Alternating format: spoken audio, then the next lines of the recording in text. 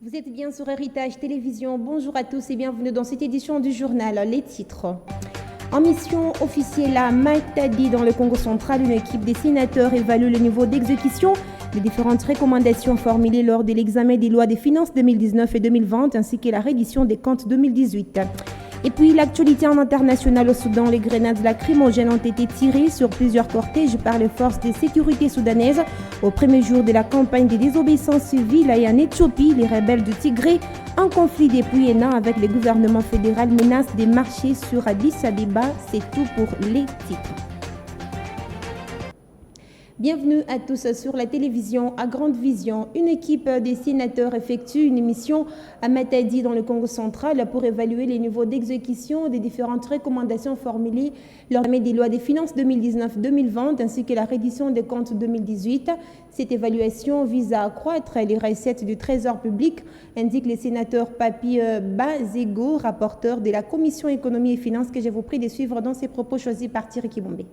Cette mission est la deuxième phase parce que la première, vous devez le savoir, a commencé avec les auditions de quelques membres du gouvernement ainsi que les responsables de certaines régies financières des services publics. Il s'agit là, n'est-ce pas, d'évaluer le niveau de mise en œuvre des recommandations qui ont été formulées par les parlements dans le cas d'exercice des lois de finances 2019-2020 et la loi sur la reddition des comptes 2018. Maintenant, là, c'est la deuxième étape qui y est d'effectuer une descente sur terrain. Ça se fait comme partout ailleurs à travers la République démocratique du Congo. Il s'est montré favorable et promet, n'est-ce pas, l'accompagnement de son équipe gouvernementale pour, n'est-ce pas, l'aboutissement heureux de cette mission.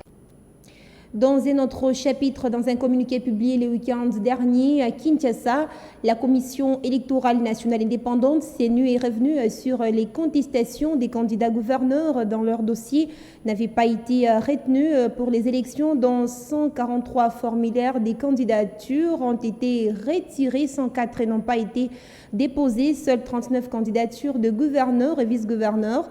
Phénomène dû aux problèmes logistiques, explique ces rapports. Pierre Cabot nous en dit plus.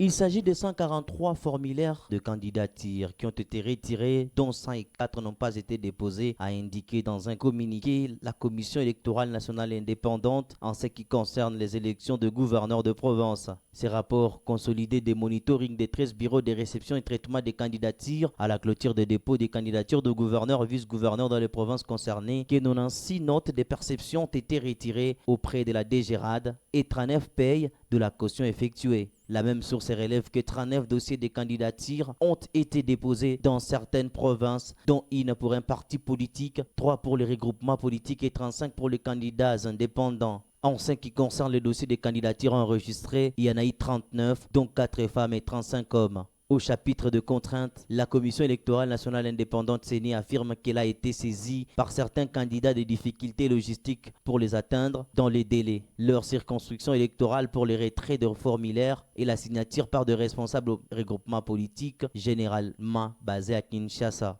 Toujours à ces sujets, les BERTIC ont également été bités aux difficultés techniques dans leur fonctionnement, difficultés dues notamment à la non-opération de la VLSAT, au traitement et à l'enregistrement des candidatures, précise ces communiqués, et la CENI s'emploie à trouver des solutions à toutes ces difficultés. Un calendrier réaménagé sera annoncé pour l'organisation de ces élections, conclut la CENI. Direction à présent dans l'est de la République démocratique du Congo, où plusieurs villages des Djomba, en territoire de Rutshuru, se vident de leur population à la suite des combats depuis dimanche soir entre les forces armées de la République démocratique du Congo et FARDC et les assaillants armés non encore identifiés. Les déplacés se dirigent à Rutshuru centre, à une vingtaine de kilomètres, et d'autres traversent carrément la frontière de l'Ouganda qui a autorisé l'entrée. C'est ce qu'a indiqué Damien Sebousanane, président de la société civile des Bunangana. Les combats se poursuivent autour des collines des Chanzou et Runioni qui justement sont passés sous les contrôles des assaillants. Les FARDC, d'après la société civile, se trouvent au pied des dites collines et tentent de déloger les assaillants. Selon le chef du groupement des Djomba, Jackson Achuki, les assaillants ont traversé en provenance du Rwanda. Cette attaque intervient alors que la province du Nord Kivu est placée sous état de siège depuis le 6 mai dernier, tout comme celle de l'Ituri confrontée aux violences des combattants des forces démocratiques alliées ADF en sigle. En international, au Soudan, des grenades lacrymogènes ont été tirées sur plusieurs cortèges par les forces de sécurité soudanaises et des dizaines de manifestants ont été arrêtés au premier jour de la campagne de désobéissance civile. Pendant ces temps en Éthiopie, les rebelles du Tigré en conflit depuis un an avec le gouvernement fédéral menacent de marcher sur Addis Abeba. Le tout dans ces condensés signé Mandela Longa.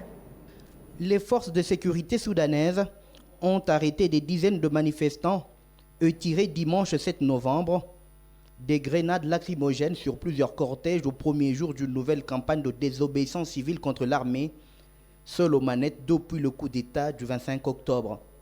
Depuis la dissolution ce jour-là par le général Abdel Fattah al-Burhan de l'ensemble des institutions du pays et l'arrestation de la quasi-totalité de civils avec lesquels il partageait le pouvoir, la rue est entrée en résistance.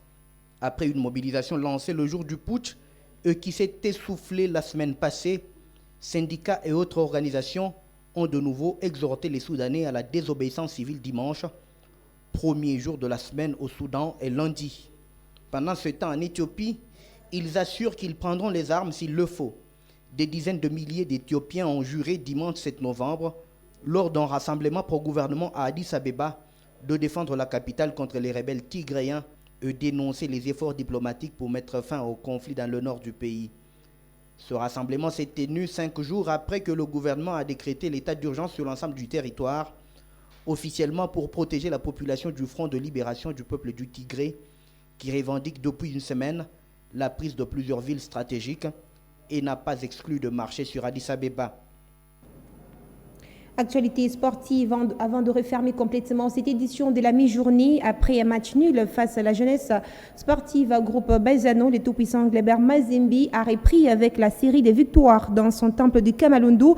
Le dimanche 7 novembre face aux Kamikazes de Lubumbashi Sport, les Corbeaux se sont imposés sur la marque des 3-0. En première période, les poulains du Français Franck Douma ont ouvert le score à la 22e minute et ce grâce au Tanzanien Thomas Ulimwengu. Celui-ci était à la conclusion d'un centre bien placé d'Ngibi. Ulimwengu n'a fait que sauter pour placer le cuir au fond du filet des Kamikazes. En deuxième période, le Tanzanien va doubler la mise fauchée dans la surface de réparation. Patient Mwamba permet à Mazembe d'obtenir un penalty qui sera transformé par l'Ivoirien Kofi Kwame pour un troisième but. Pendant B52 de Likasi et la jeunesse sportive de Kinshasa sont les prochains adversaires du tout-puissant Mazembe pour la suite de cette 27e édition de la Ligue nationale de football l'INAFoot. Ce journal est terminé. Place à présent, rappel le titre. En mission officielle à Matadi dans le Congo central, une équipe des sénateurs évalue le niveau d'exécution des différentes recommandations formulées lors de l'examen des lois des finances 2019 et 2020 ainsi que la reddition des comptes de 2018. Et puis, l'actualité en international au Soudan, des grenades lacrymogènes ont été tirées sur plusieurs cortèges par les forces de sécurité soudanaises au premier jour de la campagne de désobéissance civile. Et en Éthiopie, les rebelles du Tigré en conflit depuis un an avec le gouvernement fédéral menacent de marcher sur Addis Abeba. C'était le journal de la rédaction. Merci à tous de l'avoir suivi partout à travers le monde. Passez une excellente suite de la journée chez vous en compagnie de nos programmes. À bientôt.